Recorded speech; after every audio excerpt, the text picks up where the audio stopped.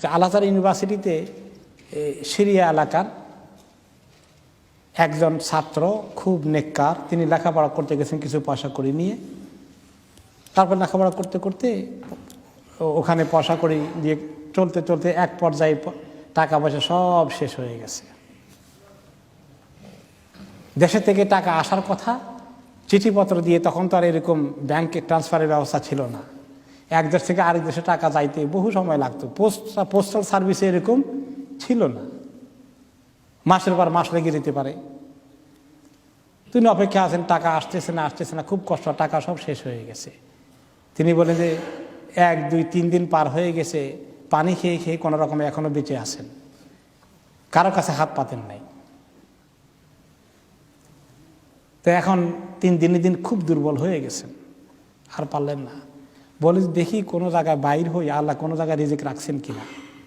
বলে যে university campus থেকে বের হয়ে কায়রো শহরের একটা গলি দিয়ে হাঁটলেন, আর একটা গলি থেকে দেখা যায় খুব সুন্দর সুগন্ধ আসছে, খাবার পাক হয়েছে, কোনো জিয়াফত টিয়াফত কিছু আসে বোধহয়, কোনো পার্টি ফাংশন কিছু হবে। ওই দিকে গেলেন, গিয়ে দেখেন যে একটা বাড়ির দরজা খোলা, ওইখান থেকে গ্রামটা আসতেছে। ওখানে ঢুকলেন, কোনো মানুষের আওয়াজ টাওয়াজ পাওয়া গেল না। ঢুকে ওদের কিচেনের দরজাও খোলা, সেই কিচেনেও ঢুকলেন, ওখান থেকে গন্ধটা আসতেছে। ঢুকে দেখলেন যে খুব সুন্দর মেহমানদারি করার মতো খানা পাকানো আছে।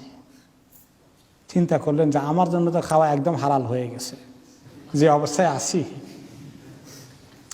তো চামচ ঢুকিয়ে দিয়ে কিছু একটা নিলেন, যেটাই খানা ছিল, নিয়ে মুখের কাছে আনছেন যে একটু খাবেন যান বাঁচানোর জন্য, পরে যা হয় হবে।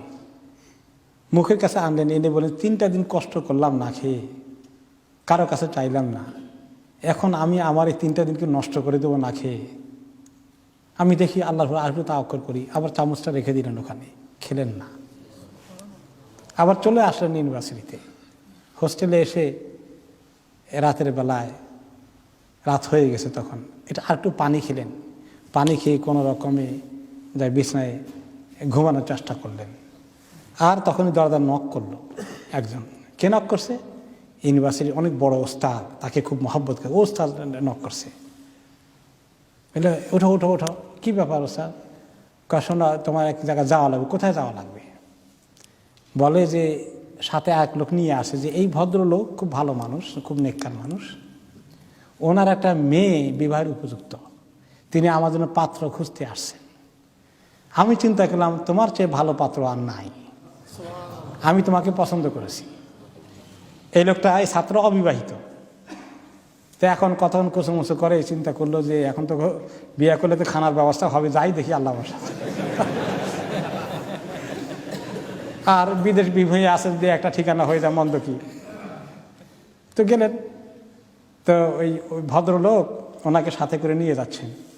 নিয়ে গিয়ে আগে মসজিদে আগদ করাই দিলেন, সব মুখস্থ আর কি, আল্লাহর তাওয়াক্কুল করে বসে আছেন।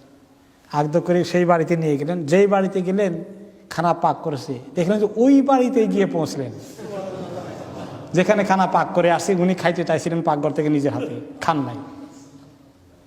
সেখানেই তারা, ওই ভদ্রলোক এমন আল্লাহওয়ালা মানুষ, দুনিয়ার এত আজল কিছু সরল মানুষ আছে যে আমার মেয়েকে দিব, হুজুরের কাছে গেলে অবশ্যই ভালো একটা ছেলে দেবেন। ভালো ছেলে নিয়ে আসলো, বিয়ে শাদী করাই দিয়েছে। তো খানা খান, পরবর্তী পর্যায়ে আর খালি মনের ভিতরে একটু হাসেন, হাসি ধরে রাখতে পারেন না। তো বিবির সঙ্গে দেখা সাক্ষাৎ হচ্ছে, বিবি বলে যে এত হাসেন কেন? বলে যে ঘটনা আছে।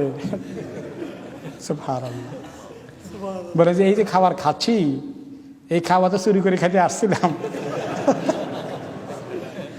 কিন্তু আল্লাহ তাআলা তো আমাকে এত হালাল তরিকায় খাওয়াচ্ছেন, জামাই আদরে। সুবহানাল্লাহ। আল্লাহ তাআলা ওয়াদা করেছেন কালামে পাকের মধ্যে, ওয়ামান ইয়াত্তাকিল্লাহা ইয়াজআল লাহু মাখরাজা ওয়া ইয়ারযুকহু মিন হাইসু লা ইয়াহতাসিব। যে ব্যক্তি আল্লাহ তাআলার কে ভয় করে, আল্লাহ তাআলাকে ভয় করে, তার মানে চট করে হারামের দিকে চলে যায় না।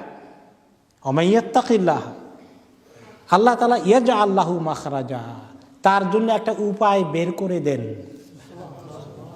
ওয়া ইয়ারযুকহু মিন হাইসু লা ইয়াহতাসিব, তাকে এমন জায়গা থেকে রিজিক দান করেন সে চিন্তাও করতে পারেনি, কল্পনাও করতে পারেনি।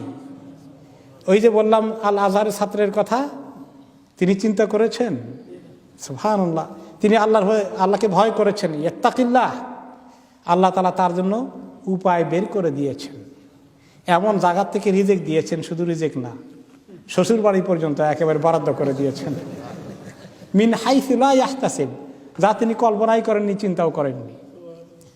তো কেউ কেউ বলবেন যে আমরা তো করলাম, কই আমাদের তো হলো না কিছু এরকম। কদ্দুর করেছি, কদ্দুর টিকে থাকতে পেরেছি, ইমানের পরাকাষ্ঠায় কত পরীক্ষায় পাশ করেছি, সেটা একটা বিবেচ্য বিষয় অবশ্য।